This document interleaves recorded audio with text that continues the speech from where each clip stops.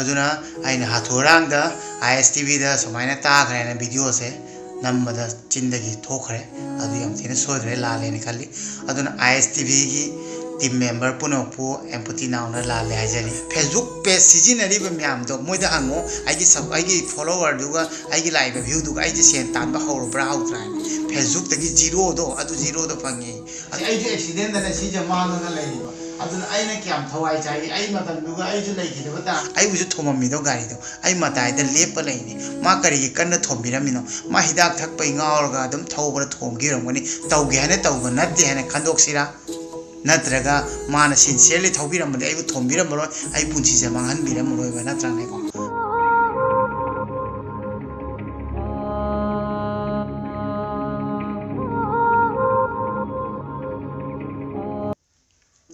Hello guys, welcome back to my channel. Mayam punmappu amuka empathy now gi channel latram no chari. Kaidam tak sendok chage na video se namjarapani. Ai su nahan se accident gi pau ta da.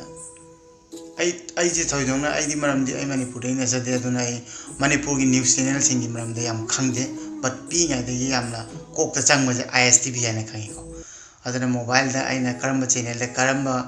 video se piramid ai khangaude. अदु आई ताबदु जु सोइरम याय मी कुन लैखित्रे हाबेदो अदु म सोइखरे लांजरे अदु नाइ लाले जो हाजरे अदु आई खतनते अतोब वीडियो दु जोइना कुन लैखित्रे न ताखि बि यावबदु गइना हापने अदु गदि कोना कमेंट सेक्शन न म्यामना मापन लैखिदबने हारेक पदगी दुम आइने कुपना थिरक पदगी कोना स्टूडेंट दुना पोन लब तवरगा पाव फरक पदगी दे फजन खंगमनि को अदुना आइना हाथोरांगदा ISTV सुमाइना ताखरेना वीडियो से नम्बदा चिंदगी थोखरे अदु यम थिना सोदरे लालेनि खाली अदुना ISTV की टीम मेंबर पुनोपु एम्पथी नाउना लाले हाजरी सोइबा से मिंगोदगी ngतनी सोइदोसे इचिनि नाउ हतनी ngakchokपिउ आइदि लाले हाजदोइनि सोइरेदि सोइरे सोइद्रगदि सोइद्रे अदुना यम नुंगाइते आई करामतो हार्ट टोनिंग दे आई न्यूज़ रिपोर्टर जु नचजे अदु खरमना हाय सिंगजे 360 दे एंगो ब्रेक फेल ओइबा अदु दाना अदु माइना हाइबीबदो आइना हाइबीगनु कंपेयर तो बिगनु 360 का आई टोटली तोंगाले आई YouTube इसागी ब्लॉग अदुगा आइना एम्पथी पेशेंट अमगी गोल अदुगा आइगी गोल दे तोंगाले हता डिसेबल सिंग दे मोटिवेट तौको बट सिगी मतंग सिदी आई वोन दे थोकपनि नगो एक्सीडेंट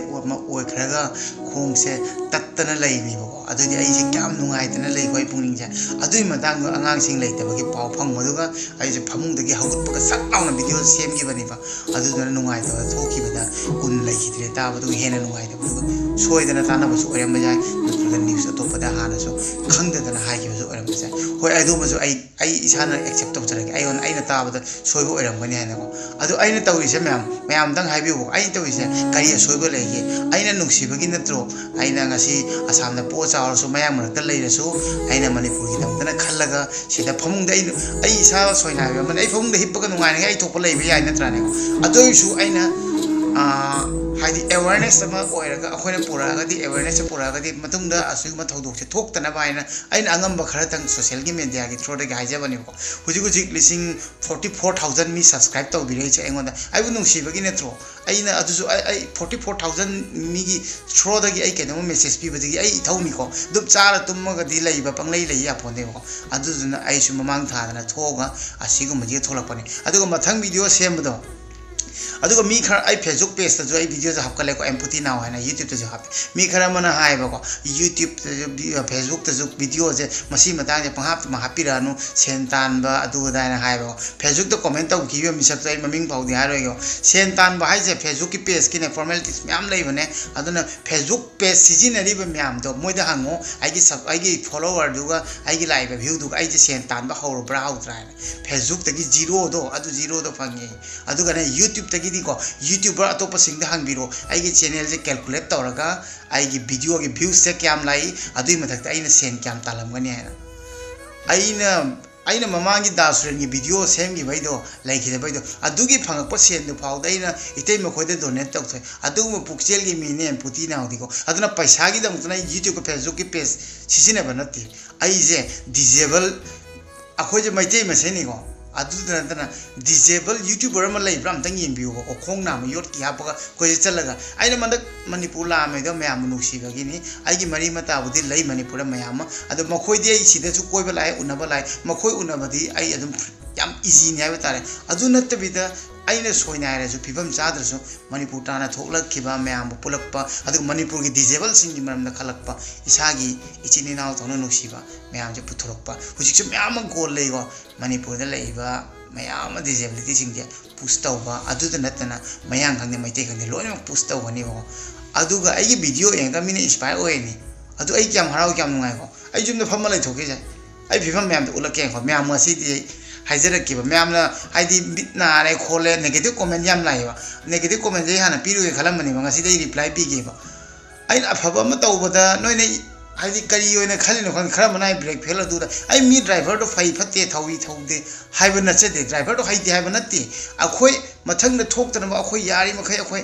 ꯀꯦꯌꯔ ꯂꯧꯁꯤ ꯍꯥꯏꯕꯅꯤ ꯍꯧꯖꯤꯛ ꯂꯩꯈꯤꯗ꯭ꯔꯤꯕ ꯏꯃꯨꯡꯗꯣ ꯃꯈꯣꯏꯒꯤ ꯑꯉꯥꯡꯁꯤꯡꯗꯨꯕꯨꯗꯤ ꯃꯈꯣꯏꯒꯤ ꯑꯉꯥꯡꯁꯤꯡꯗꯣ ꯃꯥꯒꯤꯗ ꯂꯩꯈꯤꯗ꯭ꯔꯤꯕ ꯏꯃꯨꯡꯗꯣ ꯃꯈꯣꯏ ꯀꯟꯗꯤꯁꯟꯗꯣ ꯑꯝꯇꯪ ꯊꯦꯡꯅꯕꯤꯔꯗꯤ ꯃꯌꯥꯝꯅ ꯁꯣꯏꯗꯅ ꯅꯨꯡꯉꯥꯏꯇꯕ ꯄꯣꯛꯀꯅꯤ ꯃꯣꯏ ꯊꯃꯣꯏꯗ ꯀꯩ ꯄꯣꯛꯑꯝꯒꯅꯤ ꯑꯗꯨꯒ ꯆꯞ ꯃꯥꯟꯅꯩ ꯑꯩꯈꯣꯏ ꯊꯃꯣꯏꯗꯁꯨ ꯄꯣꯛꯏꯗꯣ ꯅꯨꯡꯉꯥꯏꯇꯕꯒꯤꯅꯤ ꯁꯤꯁꯦ ꯑꯩ ꯍꯧꯖꯤꯛ ꯑꯩꯅ ꯑꯦꯛꯁꯤꯗꯦꯟ ꯊꯣꯛꯏꯗꯣ ꯏꯃꯥꯅ ꯍꯥꯏꯔꯝꯃꯦꯕ ꯅꯪ ꯉꯁꯤꯗꯤ ꯆꯠꯈ꯭ꯔꯅꯨ ꯍꯥꯏꯅ ꯑꯗꯨ ꯋꯥꯔꯤꯗꯣ ꯉꯁꯤ ꯐꯥꯎꯗ ꯑꯩ ꯇꯥꯏꯕ ꯃꯃꯥꯅ ꯅꯪ ꯑꯩꯅ ꯍꯥꯏꯕ ꯏꯟꯈꯤꯕ꯭ꯔꯥ ꯑꯩ ꯈꯪꯉꯝꯃꯗꯤ ꯑꯗꯨꯒꯤ ꯄꯣꯠꯇꯣ ꯑꯩ ꯆꯠꯂꯝꯈꯤꯒꯗ꯭ꯔꯥ ꯅꯠꯇ꯭ꯔꯥ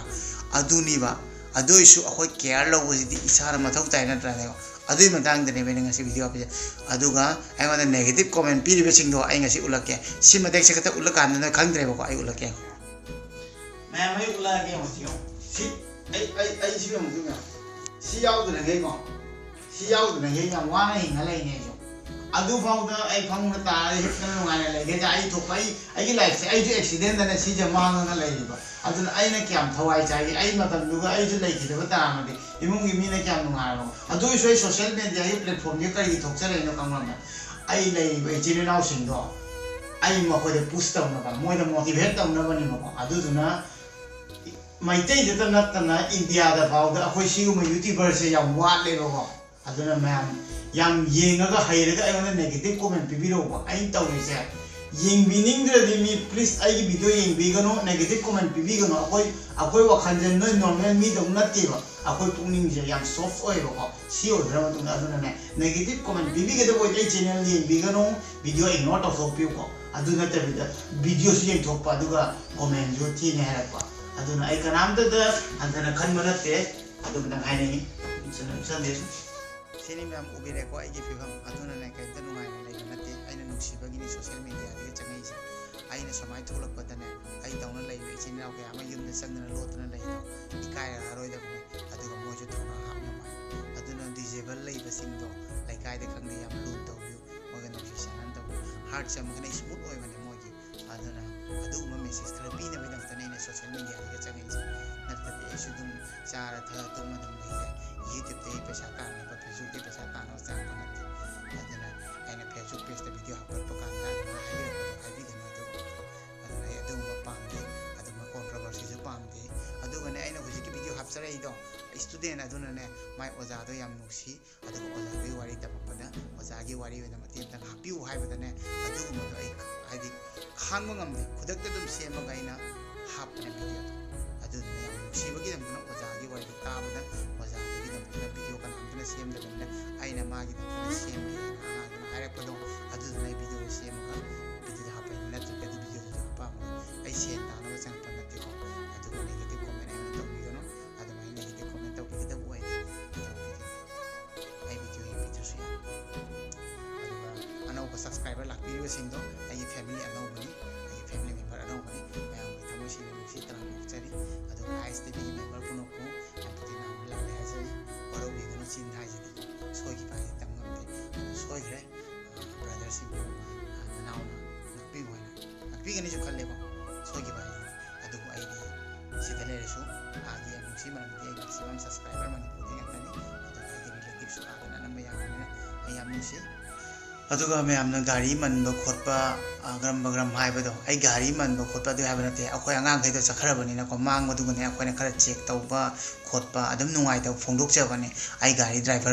हाइती हाइबा नते अखोय जु थवे खोंग योट की हाबजु सिंग नमीदा हुजिक सु दम थवे अदु हाइबा नते पुनोक हाइरिंग अतनी अदुइसु अखोयना अंगांग अदमाने पुबा सिंग नमीदा तोर चलक पकांदा हेना चेक्सिन मिनसे हाइबाने मफम दुबुदि महि याम कल्ले हाइको हानासु यामना एक्सीडेंट थोखरे अदुजु ताबदा किजे अदमाइसु ओइरमगनिबा बट आई कराम तो चिंदबा नते गाड़ी फत्ती हाइबा नते गाड़ी पटपा अदु अदा काई हाइबा नते गाड़ी सोइबा खुसोक तो अदुदै दु खन्नना हाइबाने मतांग दुना ने मैम नुंगाइतबा हाइजे इसारा थोकिबगिने हाइजे आई बुजु थोममिदो गाड़ी दो आई मताइदा लेप लैने मा करिगे कन्न थोमिरमिनो मा हिदाक थकपै गावरगा अदम थौबरा थोमगिरमगनि तौगे हाने तौबा नते हाने खंदोक्सिरा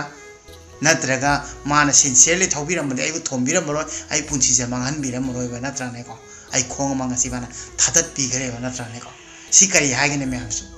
मैम अदुना इसा इसादा थोकपा कुमना खनबिउ अदुगा इचिने नाव मतने मरे मेरांग येतनगुमसे नुंसिनाना हिंगमिनासी हयें करी ओगने तमगे नमद्रबो पुंसीनिको अदुना एम्पोतिनाव मसी मतांगसे वीडियो जो लोइसिनजरगे अदुगा मथंग वीडियो दम थेंगनारसी मैम पुनो पुनोसी अदुगा एम्पोतिनाव बोदम सपोर्ट तौबिउ आइगे सब्सक्राइबर पुनो पुनोसी मैम बाय बाय।